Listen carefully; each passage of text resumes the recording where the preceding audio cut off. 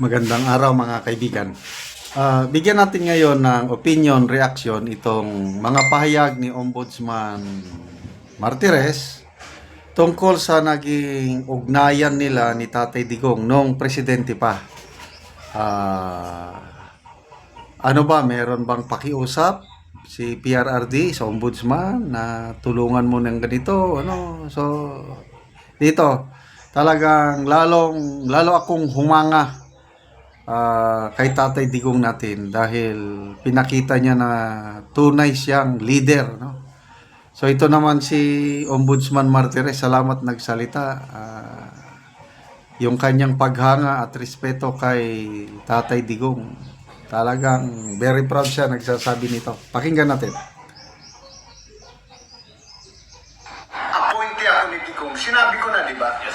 Now, there is one thing I want everyone to know. Okay?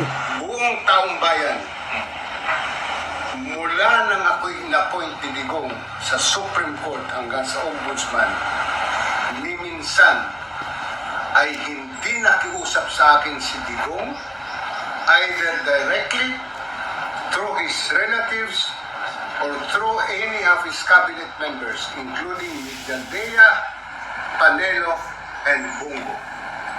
Walang ipinakiusap sa akin si Digong na sasabihin sa akin, Sam, pwede bang tulungan mo si Alan Cato dito sa kaso niya?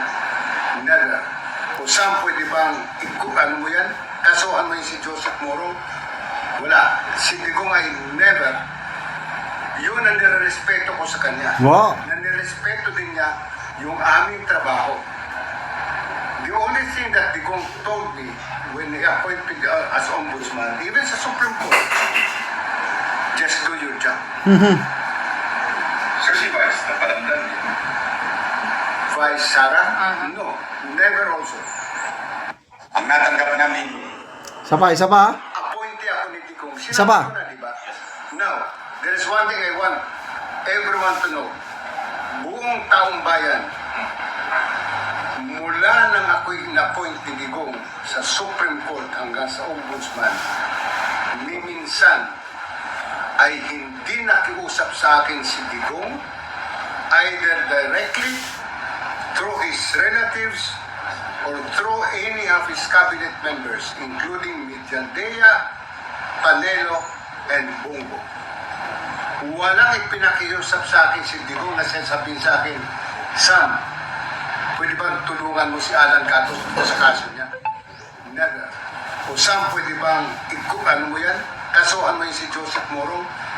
Wala. Si Digong ay never. Yun ang nirespeto ko sa kanya. Nirespeto din niya yung aming trabaho. The only thing that Digong told me when he appointed as ombudsman, even sa Supreme Court, just do your job. Sir, si Vice, napalamdan niya. Vice Sara? No, never also. Appointee ako. Okay? So, klaro, no?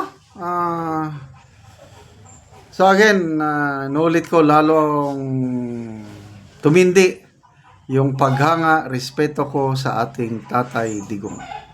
And of course, sa ating Ombudsman Martires dahil na-appoint daw yan na walang connection eh.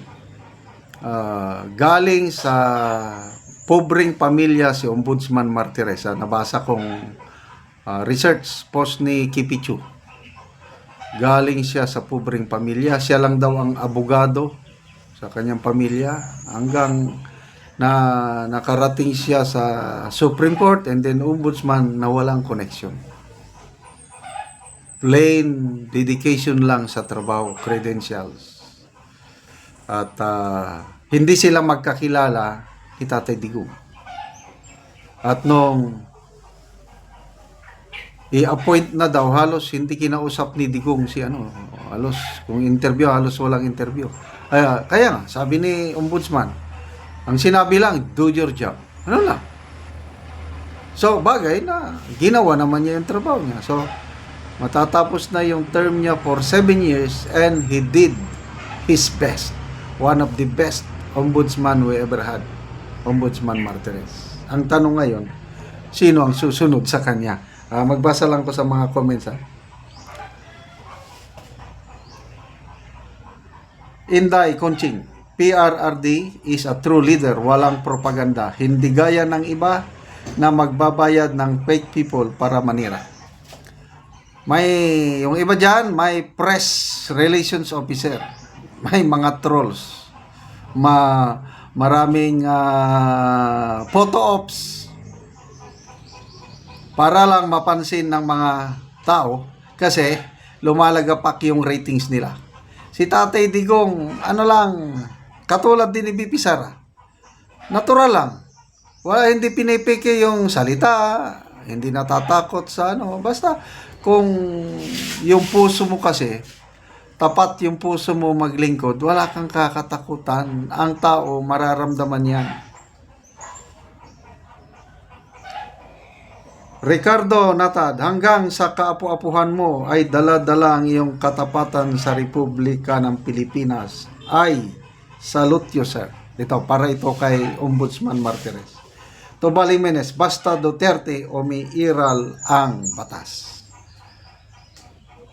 Ano ba yung dyan sa Davao? Parang may violation ata. Sino sa mga anak ni Duterte? Si BP Sara ba? In-insist niya, tikitan niyo ako. Parang ganun. Walang exempted. Basta sa Davao. Kaya one of the best talaga itong Davao City. At ngayon, balita pala, diba kahapon, June 30, supposed to be mag-take out si Tatay Digong. Walang nangyaring take out. So ang mangyari, according to DILG rules, Mayor Baste, Vice Mayor Baste will now sit as acting city mayor. And yung first councilor, correct me if I'm wrong, apo ni Tatay Digong, Rodrigo Duterte II, siya nang mag-vice mayor. So, no problem pa rin para si Tatay Digong, hindi na siya ma-stress kasi mahirap naman ang trabaho ng mayor. Kaya, okay na yon na wag na nilang abalahin si Mayor Tatay Digong. Total, si Mayor Bastiman ang uupong mayor. So, yan po ang update. Okay, salamat mga kaibigan sa inyong pagsubaybay sa ating channel. Nakakatulong kayo ng malaki sa tribong Talandig ng Bukidnon. Dahil ang sweldo natin sa channel na ito is pantulong natin sa tribo. Namimigay tayo ngayon ng mga yero at pako para makapagpatayo ng mas disenteng bahay ang tribong Talandig. Panoorin nyo ang video na ito. Abot na gid ang yero. Ihatag kang anti para nga ma-repair nila ang ilang mga daot nga balay.